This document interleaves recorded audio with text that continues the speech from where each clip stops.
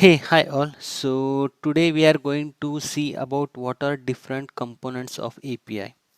Okay, so there are a few components available in the API. What are those? So first one is authorization. So what is authorization? In authorization, we verify whether a valid user is accessing our server. Second is header. What are the things we can add in the header? The authorization also gets into the header. Along with it, the body format also gets added into the header.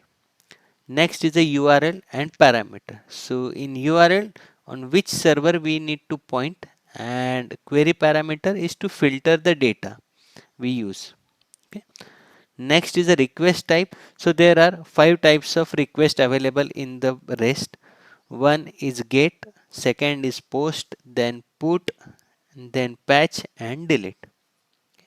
Next is a body. So body, we will see how we can construct the body, how to get the format of the body. We will look into it in further video. And last one is a response, how we need to verify the response as well as the status code. So all these things we will cover in the response. So let's start with the first component, authorization. So what is the authorization?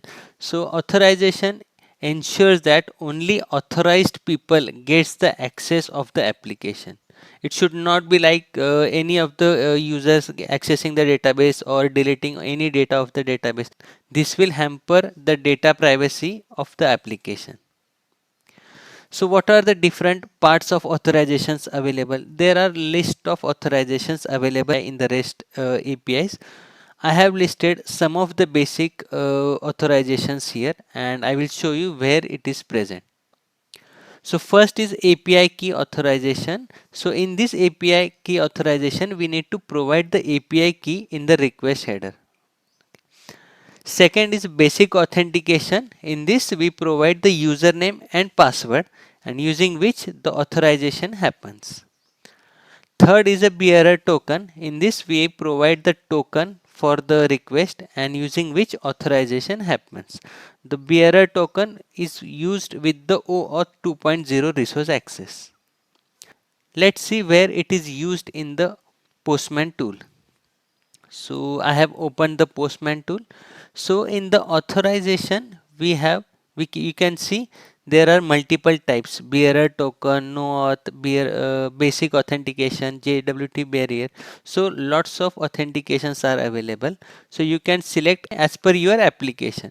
So how will you get which authorization support the API? You have to use your API documentation, using which you can able to understand which authorization you can use. So suppose we have selected the bearer token. So here we have to provide the bearer token. Whatever the token you are going to use for authorization, we have to provide. Second is basic authorization, in which we have to provide the username and password. And next is a API key, in which we have to provide the API key. So here is the API key. So what is the API key and its value? So this is with respect to authorization. So where does the authorization gets added in the request? It gets added in the header part. So let's consider I have selected the bearer token and this is its value. So if you go to the headers part, you will see the authorization gets added with what is this. First is bearer, what type of token is that, and second is whatever the token ID is that is appended. Okay. Let's move to the second part of header. So what are the headers? So header contains multiple components. Okay. So it contains accept, it contains content type, next is authorization and user agent.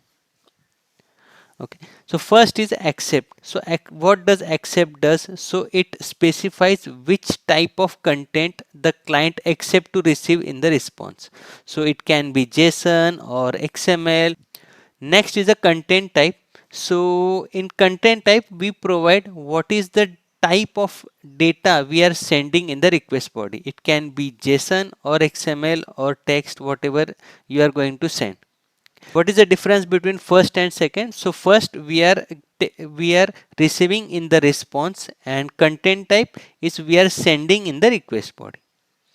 Next is the authorization. As I have already mentioned, the authorization automatically gets added in the header. Next is a user agent. So this is which API tool you are using for sending the API request. Currently we are using Postman. So in that case the Postman gets added. So most of the things are automatically gets added in the Postman tool. Let's see where we can see the header part in the Postman tool. So in the headers you will see these are the things. So what is the content type? Content type is application slash JSON, means the data which we are sending is present in the JSON format. Okay. Next is the authorization. If you see, authorizations is as added in the header section. Next is a user agent, which means which software tool you are using to send the API request. Currently we are using Postman. That's why this value we can able to see. Next is accept. What does the accept means? What response we are accepting in the response is called accept. Currently we have given as star slash star. So this means it can accept any format and it will be automatically formatted. Some of the things are also there, but which is not required for the API sending. So this is with respect to headers. Thank you.